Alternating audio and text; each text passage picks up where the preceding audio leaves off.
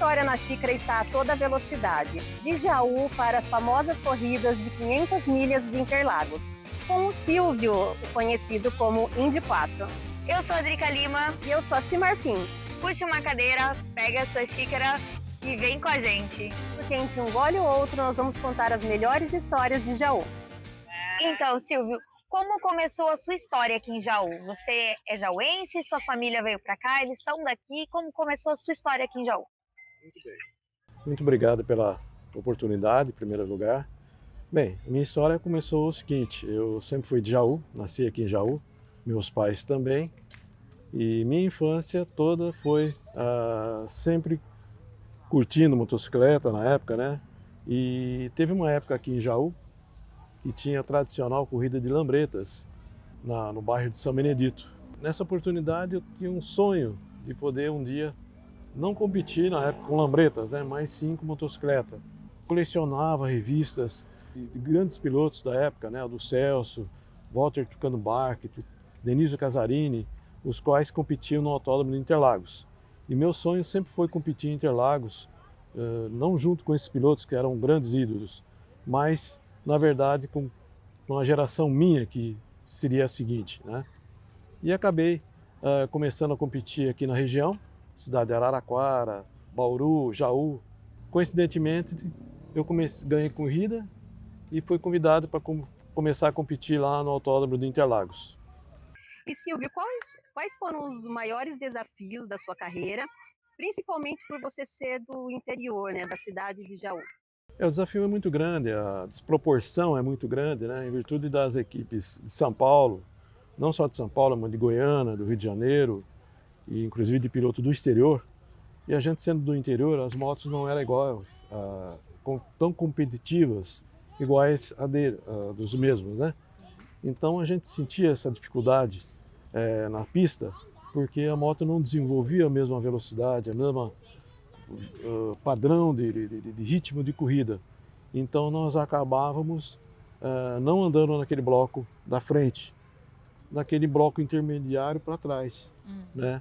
Até a gente começar a entender como é que funcionavam as coisas, como é que aprender a andar em Interlagos, né? Porque o Autódromo de Interlagos na época ele tinha quase 8.000 metros e era um autódromo desafiador, onde corriam Fórmula 1, Stock Car, todo tipo de campeonato, e era uma pista muito perigosa. Então eu tive uma certa dificuldade no começo, em virtude dessas consequências assim de motores não ser iguais deles, né?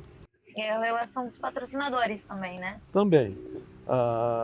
Ali tinha um piloto patrocinado pelas fábricas, pelas agências de motocicleta em São Paulo, né? Todos os pilotos eram patrocinados pelas agências. E aqui em Jaú, na época, não tinha revenda da Yamaha. Então nós não tínhamos os patrocinadores que dessem condições para a gente, pelo menos, de ter peças de reposição para poder competir mais ou menos de igual para igual, mesmo sabendo que existia uma dificuldade, né?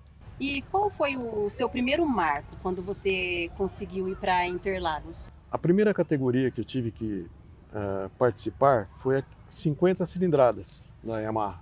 Era uma categoria iniciante, que, como no mundo inteiro, tem uma categoria iniciante para você chegar até o topo do motociclismo, até a maior cilindrada.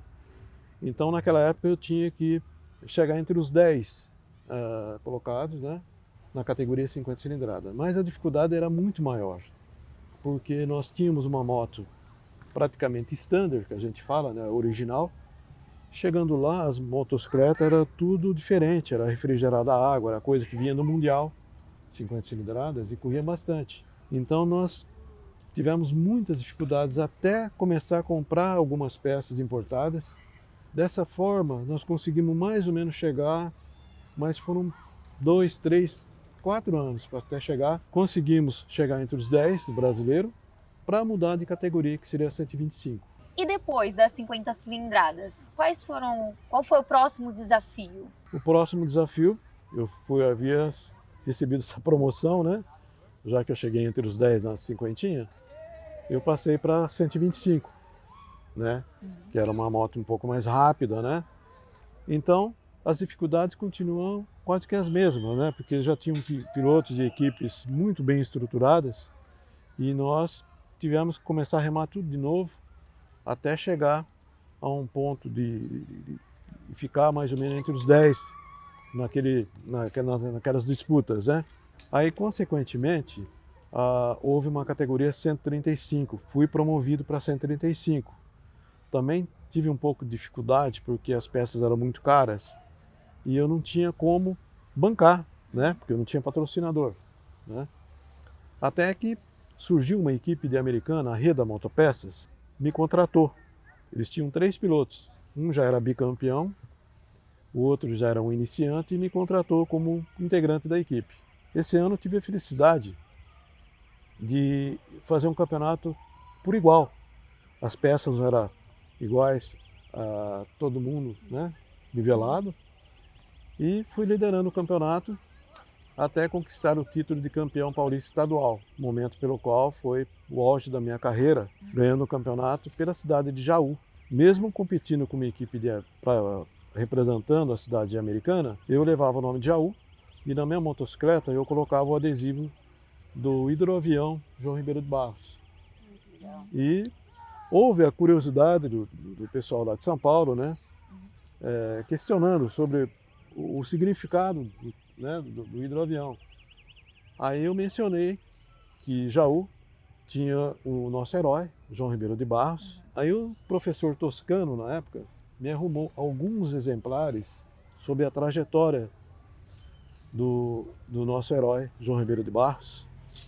E eu distribuí ao público no grid de largada. Eu descia da motocicleta, no posicionamento de largada, eu ofertava para o público que estava assistindo a corrida, né? Legal. Então, eu fiz questão de representar a minha cidade, de Jaú, sendo o primeiro piloto a ganhar um campeonato estadual lá em Interlagos. Depois de receber o prêmio, assim, as premiações, quando você voltava para a cidade de Jaú, das competições, como era a receptividade? Você marcava entrevistas? Como que o povo reagia quando você chegava aqui depois de uma grande vitória? Bem, Jaú sempre me recebeu muito bem, os grandes amigos meus, a imprensa me deu um apoio muito grande e foi em consequência disso que a imprensa começou a divulgar os títulos, tudo, e eu consegui algumas empresas até de Jaú que me patrocinaram para o Campeonato Brasileiro. Então eu devo muita essa brecha, né, assim, a imprensa que me ajudou, e não só a imprensa, mas grandes pessoas físicas também, que estiveram lá apoiando, lá pessoalmente, lá em São Paulo, né? E às vezes até bancava inscrição, né? Legal. Então, depois daí, começou a fluir muito bem minha carreira. Silvio, qual foi a sua emoção de sair aqui, né, das corridas aqui do São Benedito e cruzar a linha de chegada nas corridas mais famosas e receber, né, um grande troféu? É uma emoção indescritível, né? Porque o sonho era desde criança, né? E, sabe, eu comprava revistas, eu via aquele autódromo que andava Niki Lauda, Nelson Piquet, Emerson Fittipaldi, ídolos, né, do automobilismo, do motociclismo. E eu queria um dia andar lá, sabe? Mas foi muito difícil até chegar lá. Eu tive que ter muita persistência, não só minha, a família me ajudando, apoiando, meus grandes amigos me apoiando, preparadores de motores, né? E a gente sempre tem que ter a humildade para chegar a um ideal.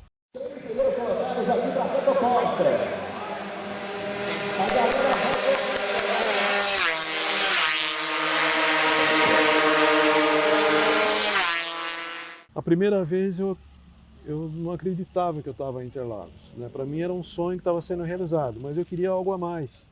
E depois que eu tive nessa equipe que me deu condições, aí foi um marco para mim ganhar aquele campeonato estadual, né? E até então nenhum jauense tinha ganho no motociclismo, né? Jauense de raiz aqui de Jaú mesmo, né? Então para mim foi uma coisa muito emocionante. Aí teve um detalhe que eu faço questão de frisar, e o ano que eu ganhei o campeonato foi em 91, foi lá para o meio do ano. E a questão no começo do ano, houve a Fórmula 1, que o Senna ganhou, e ele pegou a champanhe e jogou nele mesmo, né? Eu imaginava que eu queria fazer daquela mesma forma, né? Só que a minha champanhe não abriu.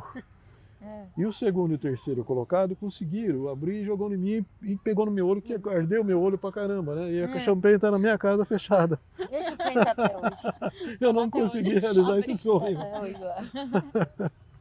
Isso foi verdade, meu. Eu Olha. queria fazer igual ele, jogar nele assim, tiver. né? É.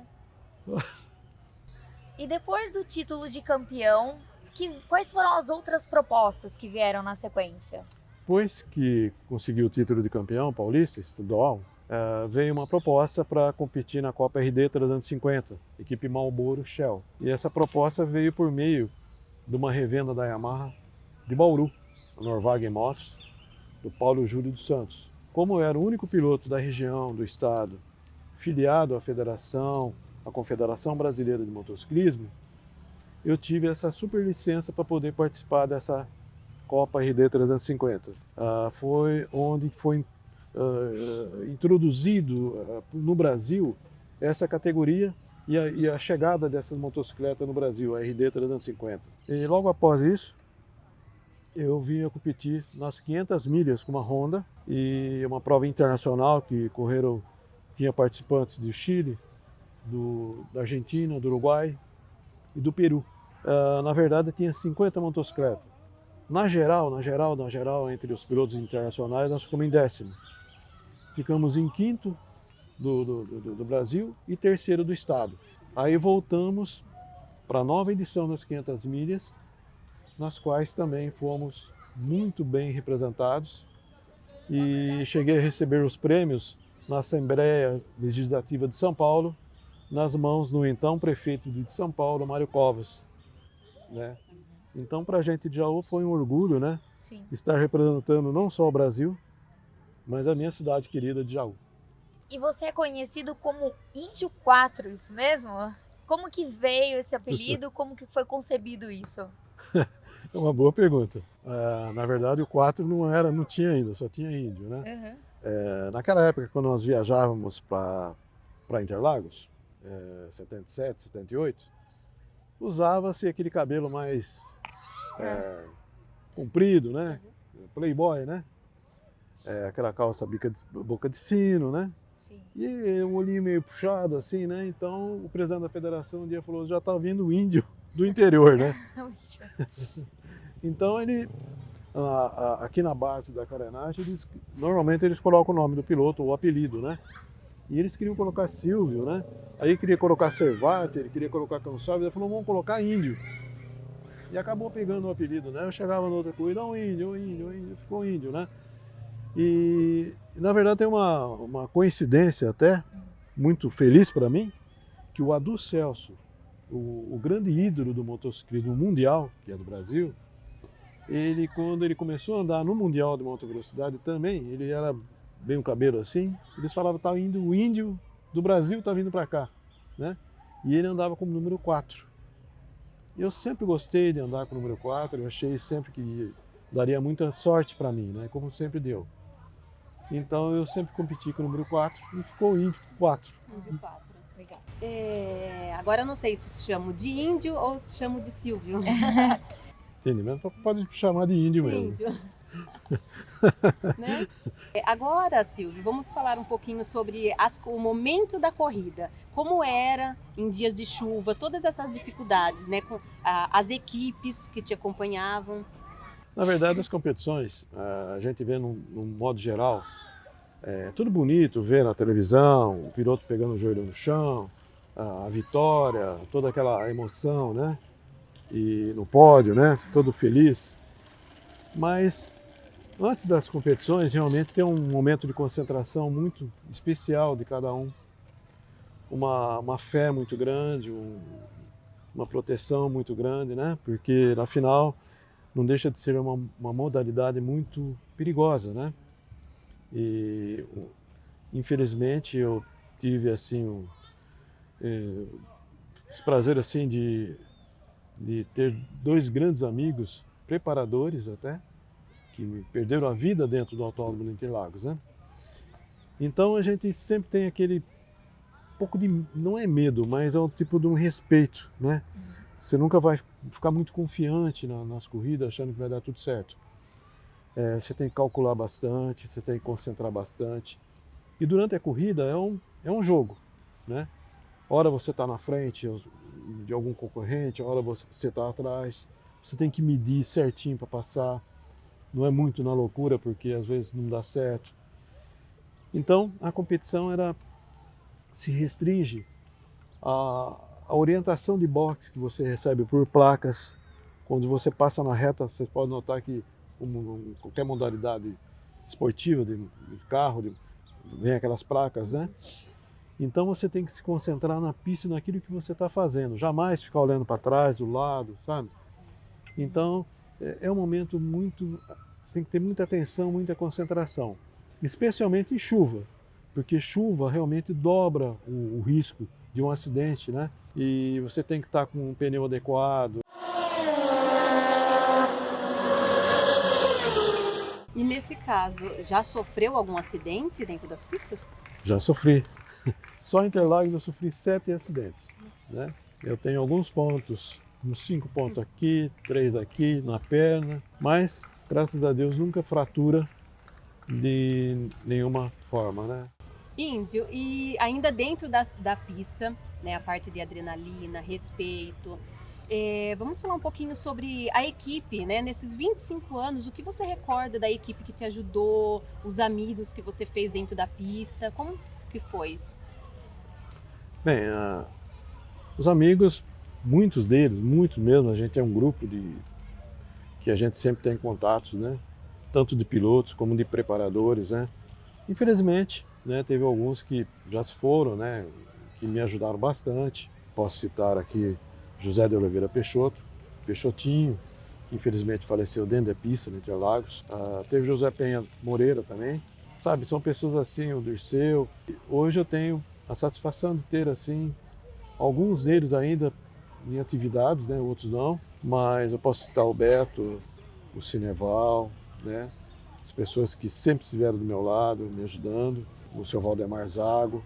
Então são pessoas que sempre me ajudaram e continuam me apoiando naquilo que eu faço. Eu, na verdade, nunca vivi função no motociclismo. Eu sempre tive uma profissão à parte, a qual eu sou funcionário há 50 anos, né? Mas o motociclismo, como era um sonho, eu tinha aquele espaço para o motociclismo. Então eu acho que, por exemplo, um piloto que pensa, sonha em competir, ele tem que ter primeiro a dedicação e a força de vontade para tentar compartilhar o serviço, o esporte, né? Porque na realidade hoje não é comum você chegar em Interlagos assim com um patrocínio, com moto equilibrada para ganhar curso. Sempre tem aqueles perrengues, sabe, da vida, tem que ser o aprendizado, né? Não adianta você ter um motor forte, você chega lá, você não vai conseguir andar, você não tem uma experiência, né? Então tudo na vida é por etapas, né? Até chegar no topo e ter a glória de ganhar campeonato, vitórias, né? É que a moto velocidade ela mudou muito durante as décadas, né? O que você acha que se perdeu durante esse tempo? O que mudou? O que poderia melhorar? O motociclismo aqui no Brasil ele está evoluindo gradativamente. Teve uma fase que o motociclismo estava meio esquecido, mas hoje nós estamos tendo campeonatos muito fortes, não regionais, campeonatos brasileiros.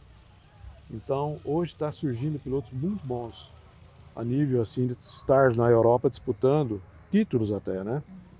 Você vê que o Diogo Moreira é um brasileiro que começou no interior e hoje já ganhou corrida, há 15 dias atrás ganhou na Holanda, né? E tem muita possibilidade dele participar até do topo do motociclismo mundial, para grandes equipes, né? Então, na verdade, o motociclismo brasileiro, eu acredito que ele vai se tornar melhor ainda a partir do Campeonato Mundial de Moto Velocidade, uma etapa que vai ser realizada em Goiânia no ano que vem. Então, o Brasil vai começar a ser reconhecido a nível mundial, né? Porque nós estávamos esquecidos porque não tínhamos mais etapa do Mundial aqui no Brasil. Então, havendo essa possibilidade desse campeonato mundial, essa etapa do Mundial, vai surgir novos campeonatos regionais, certamente escola para pilotos começar iniciando, crianças começando no motociclismo, Porque para um piloto hoje começar a iniciar, para nível de se tornar um profissional, ele tem que começar com 9 anos, Bem cedo, com aquelas mini motos. Com 12 anos, 13 anos tem que estar na Europa. Tem que ter um incentivo dos pais desde sempre. Exatamente. Tem que ter o apoio dos pais, principalmente dos pais. Uhum. Porque na minha época nós não tínhamos isso. Nós tínhamos que correr, testar as motos nessas vicinais, nossas estradas. Era muito mais perigoso, Sim. né? Então, havendo uma possibilidade, como vai haver, da etapa do Mundial aqui no Brasil, o Brasil vai ser muito mais reconhecido e dar chance a esses menores pilotos e, consequentemente, vão ser grandes ídolos brasileiros. Como você citou sobre a volta do Mundial, né, do Brasil, qual a sua visão de futuro para o motociclismo e você está participando de alguma equipe? Bem, a partir do próximo ano, o motociclismo do Brasil já vai começar a ter uma outra visão no mundo, né? E fatalmente, novas escolas, como eu mencionei, devem surgir, novos campeonatos e novos pilotos, né? No meu caso, eu deixei de participar profissionalmente, vamos dizer assim, em 2002. Mas eu nunca deixei de ficar fora do motociclismo. Eu sempre participei como dirigente de equipe, como proprietário de equipe, né, trazendo o piloto para a pista, né, e sempre estive envolvido no motociclismo, direto ou indiretamente, né. Hoje eu faço parte realmente de uma equipe do Arthur Costa, que está liderando o campeonato brasileiro na categoria 600 cilindrada, né, Kawasaki. Inclusive domingo nós estivemos em Londrina, na 5ª etapa do campeonato brasileiro, né. E é um piloto muito bom, talentoso e com muitas possibilidades no próximo ano de conseguir novamente alcançar o título tão almejado que está sendo esse ano também. Da mesma forma, eu estou participando de um campeonato de Master, né? E no qual eu tenho como integrante na equipe o meu companheiro de equipe, o Klaus Fini, e como os preparadores, o Cineval Piva, né? Tem o auxílio também do nosso amigo Beto Giclé, né? Enfim, nós não paramos em nenhum momento, né, na atividade, mas o meu grande sonho, assim, seria de ter algum piloto aqui de Jaú que pudesse, por exemplo, dar uma sequência, sabe, assim, de estar andando em Interlagos, um campeonato brasileiro, né? Porque para Jaú continuar tendo esse reconhecimento num campeonato estadual ou num campeonato brasileiro.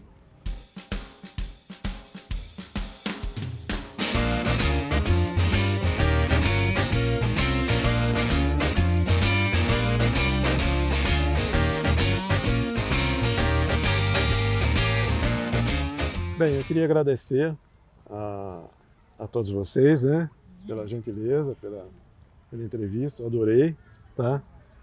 Desejo a vocês muito sucesso. Obrigada. E que, a gente que agradece. E se você convidar, posteriormente eu voltarei com o piloto. Sim. Muito bom. E, de preferência, com o título de campeão brasileiro, né? Tá bom? Com certeza. Então vamos combinar assim.